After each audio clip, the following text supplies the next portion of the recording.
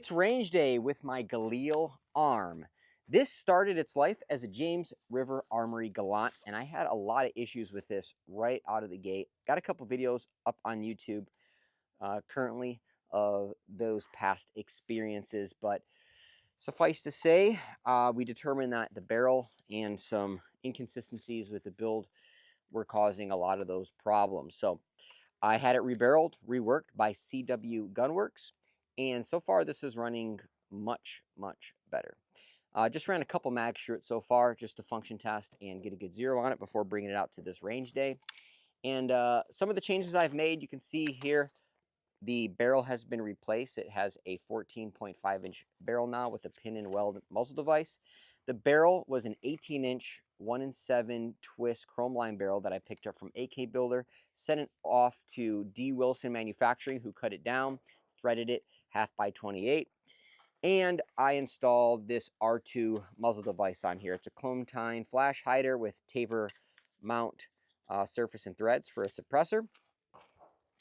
And one thing I noticed with this muzzle device here, it's hard to find taper mounts muzzle devices that are going to give you that 16 inches of overall length, but this one just makes it. The downside is with some suppressors, you will have to be careful because it can make contact with that first baffle.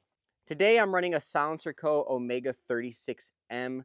It's a modular suppressor. I'm running it in the short configuration, and I have this Charlie to taper or Plan B adapter from Q, and this adapter adds a little bit of length, so this fits without any issues on this R2 muzzle device.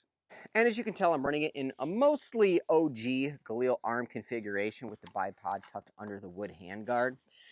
The gas tube is from Hillbilly Firearms. It's an ARM-specific gas tube. I did have to do some fitting to get this to fit nice and snug and tightly. The carry handle was added later on. This was purchased from Galil Hub. They sell this real retainer bracket as well as the carry handle that you need in order to run that. And I just notched out my factory handguard for it to fit that carry handle. And ultimately, it's just like a nice aesthetic add-on to the Galil ARM. One of the problems that this had was that the bolt carrier was coming in contact with the dust cover. CW Gunworks was able to remedy that, so no problems there. Other than that, pretty stock. I chopped my left side grip safety off because I just have a tendency of activating that safety while I'm shooting. So I just chopped it off, and now I don't experience that problem. I just run that right side safety like I would typically do on an AK. And then this sling that I'm running is also from Galil Hub. This is a, I don't know, I guess you would call it a clone correct Galil ARM sling from the Israeli military. And it's pretty cool. Definitely fits the vibe on this setup here. And then that optic is a HoloSun HS407C. Just give it a nice low profile look. Gives me the ability of running a red dot without really messing with the overall aesthetics of this firearm here. Now, when I look through the red dot, I do have that front sight hood in my sight picture. It doesn't bother me a whole lot there. But if you want to clear that front sight hood, you can run a taller mount, or what some have done is they just kind of cut out the top of the sight hood, which is a good option. It is a permanent modification, so you may want to source a replacement sight hood if you want to do that, just in case, because there's no turning back from that. So I got some targets set up downrange. Let's head down there and see how this runs. All right, we're going to start off with some bill drills to warm us up today. 6 rounds as fast and accurately as we can go. I'm at 7 yards on dealing with a paper target here. We'll see how quick this heats up. It's 110 degrees today, so at some point I'm going to have to glove up. Let's see how we can do running this cold.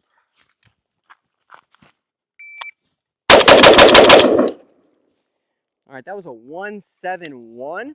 Let's try it one more time here. We can do better than that.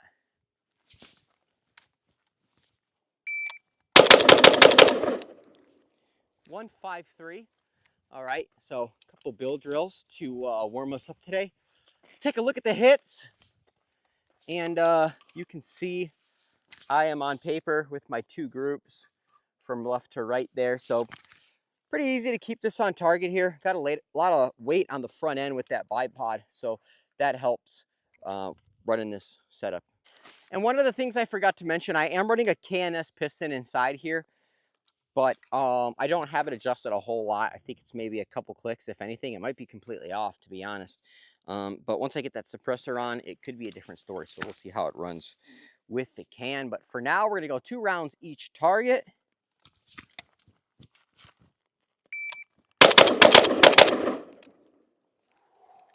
That was a 166. With this OG wooden Galil ARM handguard, it kind of, you can see it's quite wide, but the nice part is I can run my thumb right on top of that handguard there to really drive it down as I'm shooting. We're gonna go 2 rounds per target again, just kind of give you an idea what that looks like. Start from a high, ready? All right, so you can see that thumb on there works pretty good.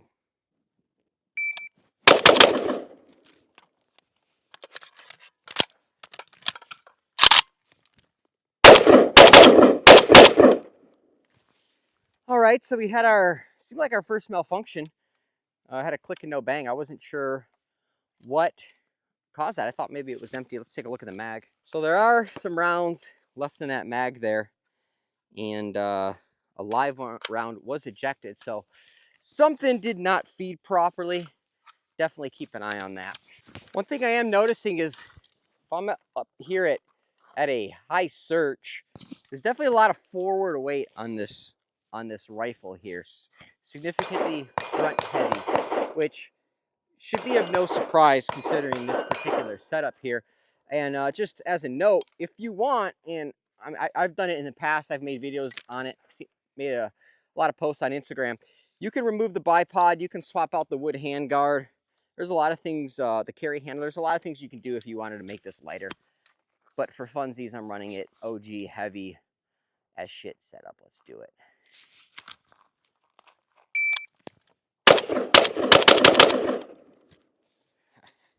.245.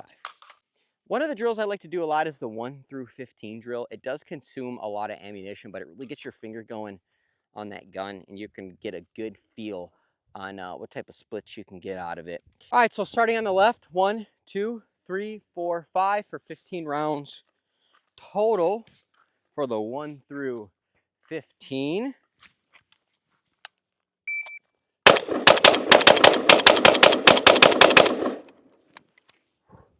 You really kind of settle into it after the first few.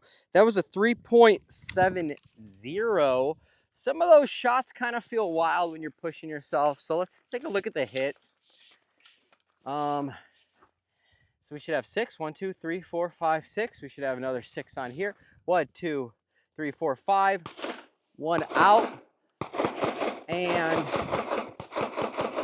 1, 2, 3. 1 out there. So that was a 3.70 with 2 hits out of the 8.5 by 11 sheet of paper at 7 yards.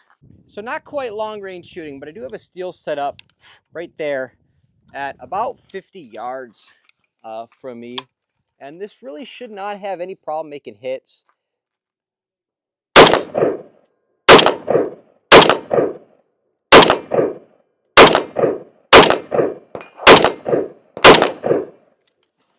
Yeah, easy day. Very easy to handle this rifle. Very manageable recoil. And overall, pretty good shooter so far. Just had that one malfunction earlier, so we'll keep an eye on that and see how it does.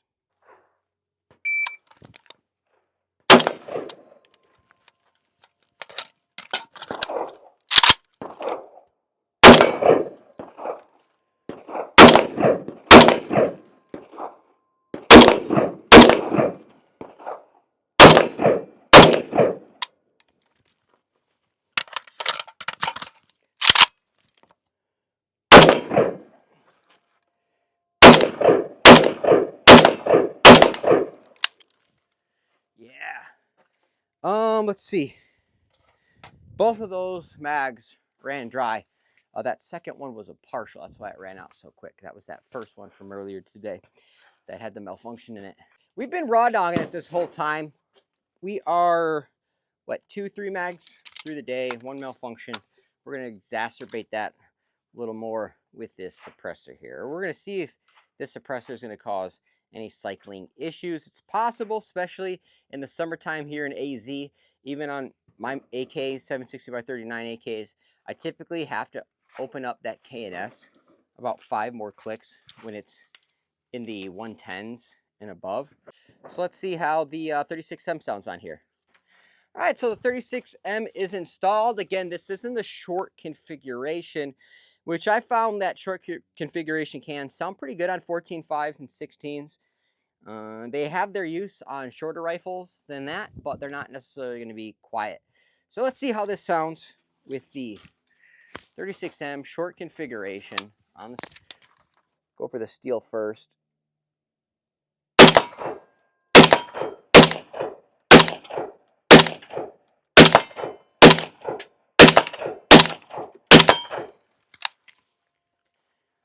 Sounds pretty good with the ears on.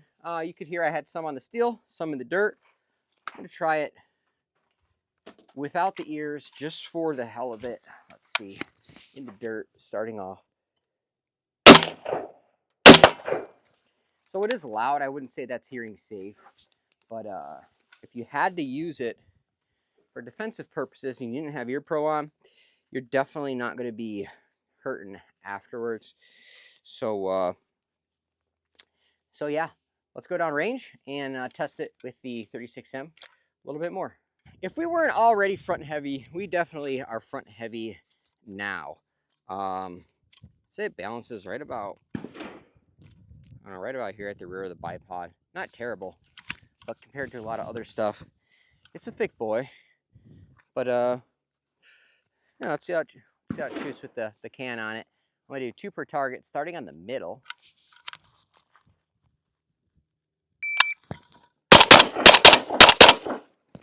Very pleasant to shoot with that suppressor. That was a 239. It's the same thing. We're gonna go left this time. And dry as a bone, hopefully. Let's see. Yep. That was a 791 with the reload. Oddly enough, it kind of feels a little more balanced with the suppressor on it for some reason. I don't know. I'm going to try a billet drill here and see how that feels. Go from a high search first. That was a 143, so that was a better time on my billet drill. Let's go from let's see, high carry. That was a 163, a little longer. Let's take a look at those hits on target just to make sure I'm not blasted in the dirt. So everything's in, and if you remember my group from earlier, I'd say it's fairly similar. I think we got a tighter cluster in the middle, but overall I'd say shooting with the can on this 14.5 setup, pretty nice. All right, so I'm set up to run an El Presidente drill. So on the beep, I'm going to turn 222, reload 222 from left to right, then right to left. Well, let's see how we do.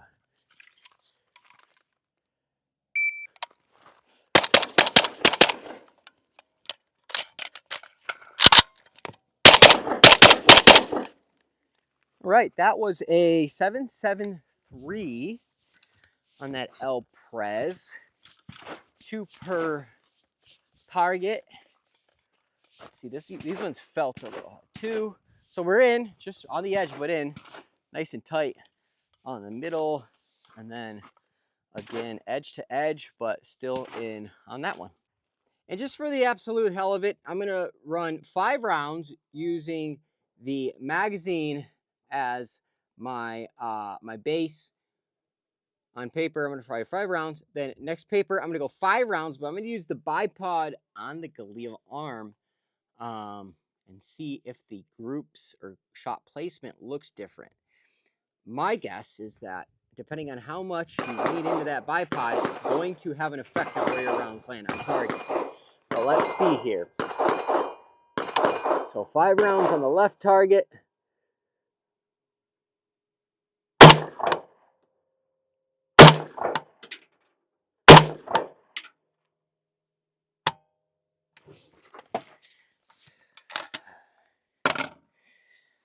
50 there. That was 3.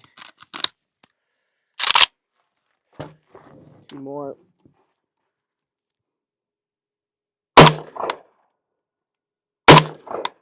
All right. Go ahead and extend this bipod. Boom. I'm going to try to put no pressure on the bipod. Going for the middle target here.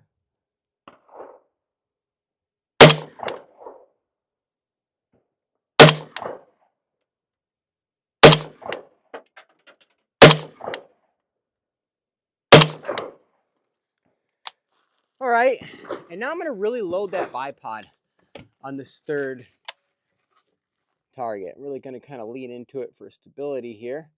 And with this RMR or hollow sun mounted on here, I can actually see the entire target very clearly looking through that circle on the front sight hood. So it doesn't really have a effect on precision.